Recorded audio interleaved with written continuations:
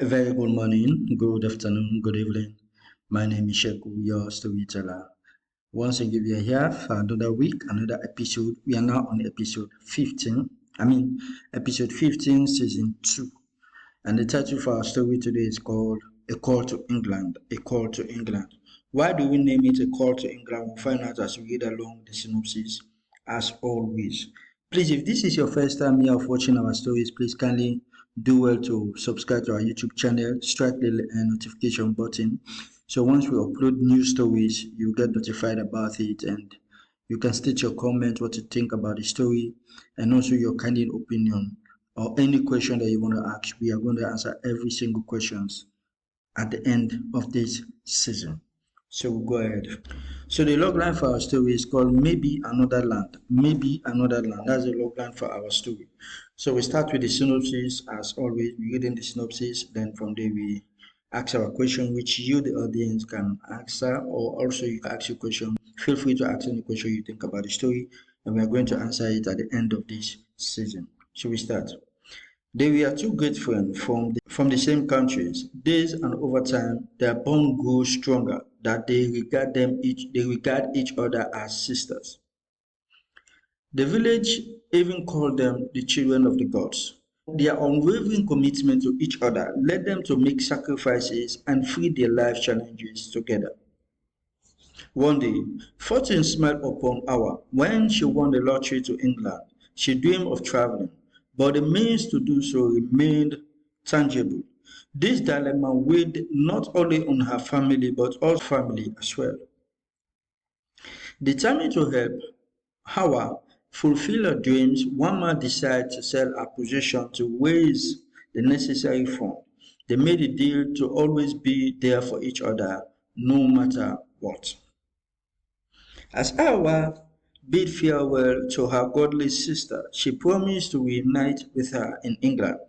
3 years later, Hawa sent a package containing travel documents and money to Wama. The news devastated Wama's stepmother, who had no chance to intervene. Wama left her village and arrived in England, where Hawa warmly welcomed her, and together they explored England, visiting places they had only heard about while in the village. During a lunch outing at the African King's kitchen, Wama encountered Abibu, a man who fell deeply in love with her. Despite Wama's initial reluctance, Abibu persisted, seeking our help to win her heart. Their relationship bloomed, leading to marriage plan. Abibu proposed to wed Wama in England, but she insisted on an African ceremony.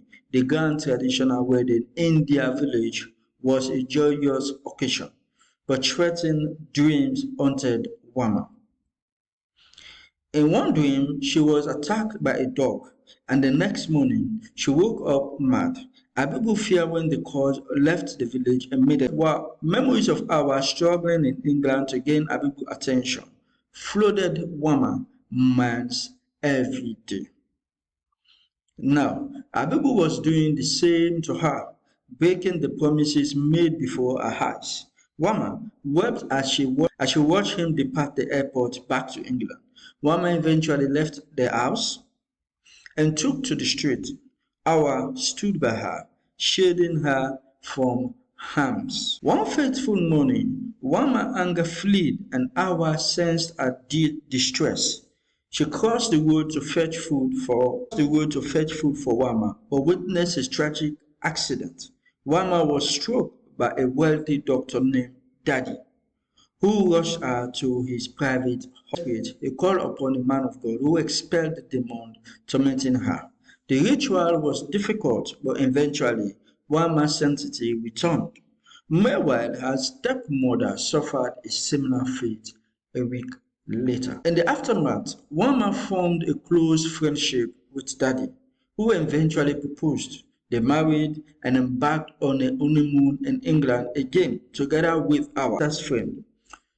Together with Hawa, a sister friend. Abibu, too late to apologize, they married and embarked on a honeymoon in England again, together with our a stepsister. Abibu realized his mistake, decided to apologize, but it was too late for him to do so. Land of their union, Daddy and Awa married, Do you think daddy truly deserve the love of woman? Yeah.